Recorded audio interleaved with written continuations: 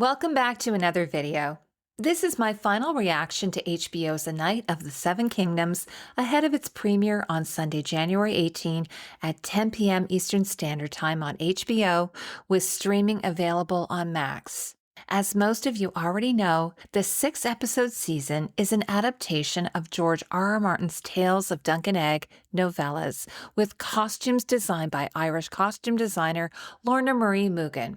Now, I've already done 2 reaction videos covering the teaser and the final trailer, so if you want to check those out, I'll leave links in my pinned comment.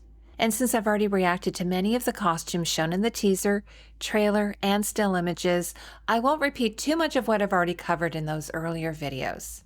Now, I'll be touching on some very mild book spoilers as we go along. Because this series is based on a novella, and the season itself is quite short, I don't expect too many major surprises at this point. Most of the main cast has already been revealed by HBO. Now, one character we haven't seen yet, however, is Prince Daeron the Drunken Targaryen, played by British actor Henry Ashton. Without getting into book spoilers, Daeron is the eldest son of Maekar Targaryen. And we also haven't seen a still image or featured scene of the Kingsguard, although fans have noted a brief glimpse of Kingsguard armor in the behind-the-scenes trailer. The only casting announcement so far is Wade Briggs as Sir Roland Craighall, a member of the Kingsguard. But based on his age and appearance, I think that this Kingsguard member that we see here is more likely Sir William Wilde. In the books, particularly during the reign of King Robert Baratheon, the Kingsguard were described as wearing all-white cloaks and intricate suits of white enameled scales with silver fastenings for the breastplate and other armor pieces. And then their armor is largely undecorated, although some members are noted to wear decorative brooches or more elaborate helms. Now, that being said, it makes sense that each king or queen would adapt the look of the Kingsguard or Queensguard to suit their own taste, as we've seen across House of the Dragon and the 8 seasons of Game of Thrones. In A Night of the Seven Kingdoms, both in the book and the series, they place the Kingsguard under the rule of King Daeron II Targaryen, also known as Daeron the Good. Now, book fans are understandably excited to see the near-white depiction of the Kingsguard armor, though in this image it does lean more towards soft gray. The armor itself aligns closely with what we've seen in House of the Dragon, featuring enameled plate armor worn over gambesons with some mail layered on top, even though the books describe scale armor. Visually, it creates a striking contrast with Aeryn's black enameled scale armor paired with his red gambeson. The armor across all of these shows is generally quite grounded, but there is a touch of fantasy at play with the Kingsguard. You can see this most clearly in the dragon wing detailing on the falds. The breastplate, meanwhile, features the embossed 7-pointed star of the Faith of the Seven. And there are also small accents of gold in the buckles and mail, which feels more in line with the graphic novel as illustrated by Mike S. Miller. Now, hopefully that balance gives a little something for everyone. Sir Manfred Dondarrion appears in one of the still images, positioned between 2 sex workers, with the woman on the right possibly being Leah the Lovely. Manfred is a knight of House Dondarrion and the son and heir of Lord Dondarrion during the reign of King Daeron II Targaryen. In the Hedge Knight, he's described as a thin man with an unruly mane of red gold hair, wearing a black wool surcoat slashed with the purple lightning of his house sigil, a forked purple lightning bolt on a black field speckled with 4 pointed stars. Now, in the series, brunette actor Daniel Monks wears a curly red wig along with a Van Dyke-style goatee and a twirled mustache. Rather than a surcoat, Manfred appears to be dressed in a heavy gold brocade, long-line doublet, topped with a sleeveless overcoat featuring a fur collar. While his house sigil isn't immediately visible, it's possible it appears on the front of the garment. In another image from the final trailer, where he's shown standing with members of the Targaryen family, most notably Valar Targaryen and his wife Kiera Atyrosh, he's wearing the same overgown, along with what appears to be additional jewelry or ornamentation. Another character I haven't touched on in my previous reviews, but who I believe has been spotted in the still images, is Lord Ashford, the host of the tourney at Ashford Meadow, who celebrates his daughter's 13th name day. In the books, he's described as a large bald man with a round red face. In this still image, I believe we're seeing Lord Ashford standing just behind the Targaryen princes Aerion, Baelor, and Maekar. He's wearing a full-length gown with a brocade overgown, finished with what appears to be a velvet or fur shawl collar, along with a very substantial chain and 2 chain belts.